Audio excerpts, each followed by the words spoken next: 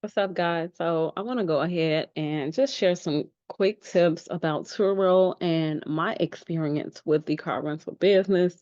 But before we do that, I do want to make sure that you guys like and subscribe to my channel because we are going to be sharing some business tips about different entrepreneur opportunities that have been out there. And I'm just going to share my take, share some tips, give you some advice, show you how you can build your business credit so that you can tap into these different avenues.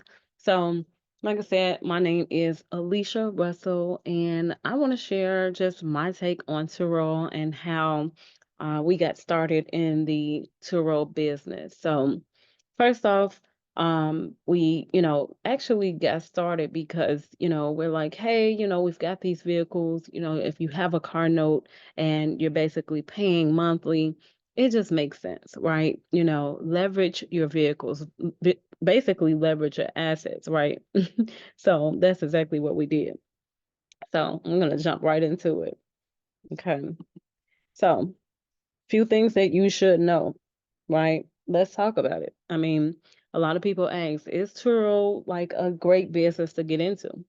And I would say yes. I mean, there's a lot that you can accomplish with Turo. There is so much money available out there because people need vehicles. And from my understanding, there's a shortage. So a lot of these rental companies don't have the vehicles available. So when you're traveling, Turo is definitely a good go-to.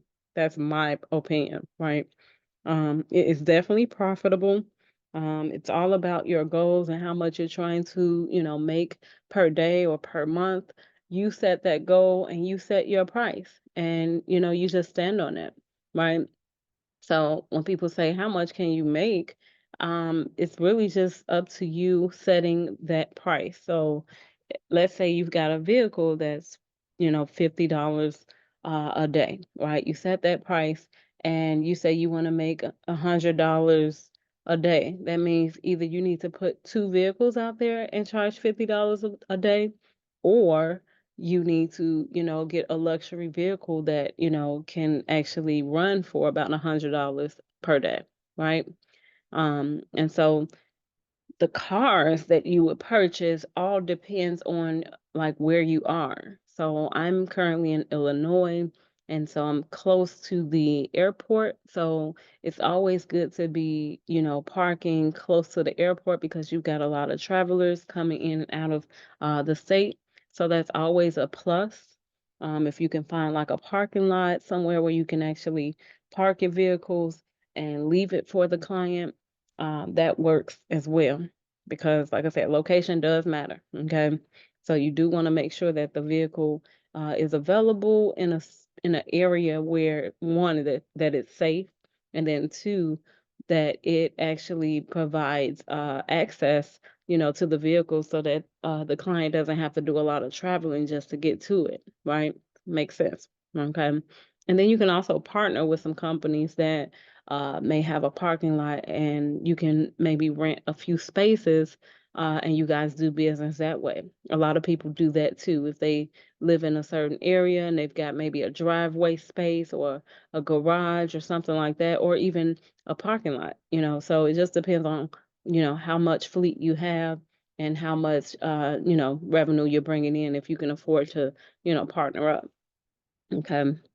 So this is 3 months. 3 months in.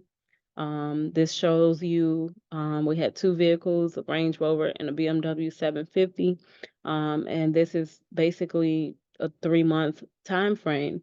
And it was actually during prom season. So prom season is definitely a way to, if you're trying to make some money in the summertime, luxury vehicles is definitely the go-to, right? So the Range Rover, we've got it at 300 a day. It's a 2016, and then we have the BMW 750 at 250. And they're very, very nice luxury vehicles that you can rent out. Okay. So here are just a few must-haves. One, I'm going to tell you to always, get some additional insurance. Yes, Turo does include insurance that is available, for you to have coverage for your car or truck, but you do want to make sure you have some extended coverage. Um, this is Lula. Lula offers insurance to your vehicle, and I believe it was like an additional $50 a month. But this covers you up to 30 miles in the event that you need to maybe take it for an oil change. Maybe it's time for maintenance or you need to get it washed. This covers those miles. I'm sorry, not 30 miles, 300 miles a month. Um, and it covers you for, like I said, maintenance, just, anything that you need to, do, and you don't have to really have that coverage. Okay.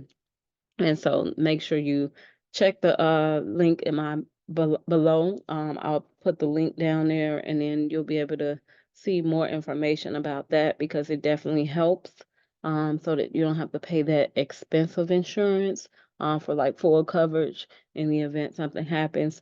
Turo will cover your vehicle. Just keep in mind you do want to make sure that you follow their policies because if you don't, they have a time frame, and if you don't contact them during that time frame in the event of a crash or a breakdown or anything like that, then you are responsible for those repairs. So definitely keep that in mind. So this is why I say make sure you have that insurance because this is what happened to our vehicle. We had a client took it outside of the state and the third party towing company decided to drive the vehicle versus bringing it on a tow truck. It was supposed to be towed. And so this is the result because they didn't follow procedures. So, yes, there is a current lawsuit in place for that. So, just keep in mind, always have that additional insurance and follow Turo's procedures first. Okay. All right. And so here's a few things that I believe you should purchase for your guests, just to have in the car or the truck, just to have it, for whatever reasons.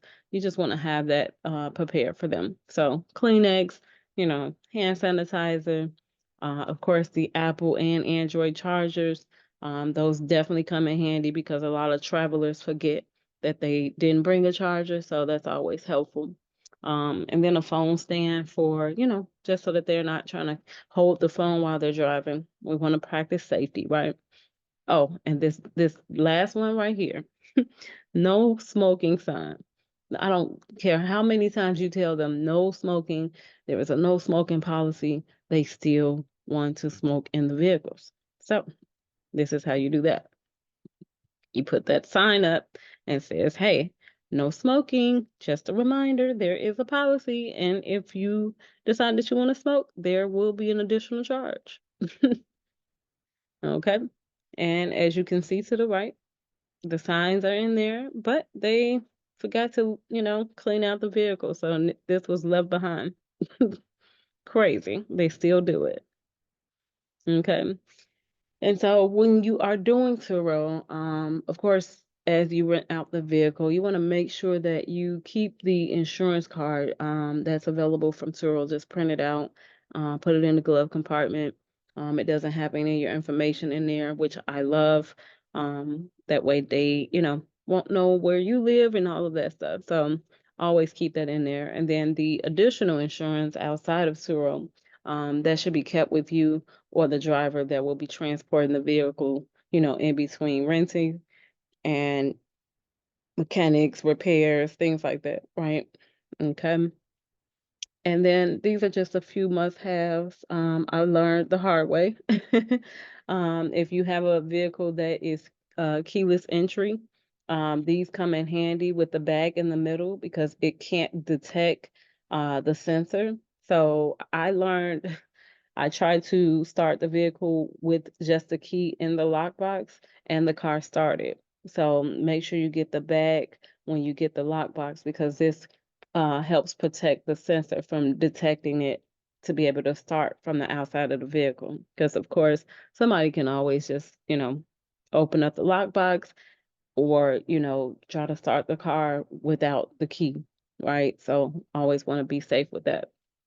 And then the GPS, this is just an additional GPS system.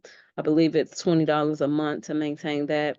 And I had those in all of my vehicles because people will try to actually destroy the current GPS because they don't want to track all of the miles that they're putting on your cars. So make sure that you put it somewhere where they can't find it, and make sure that you're tracking and seeing where your vehicle is in the event that they decide to want to either steal the vehicle or do something to it. So this is always going to be a vote. All right, so I hope you enjoyed this Turo recap. If you have any questions, you can comment below, and don't forget to like and subscribe.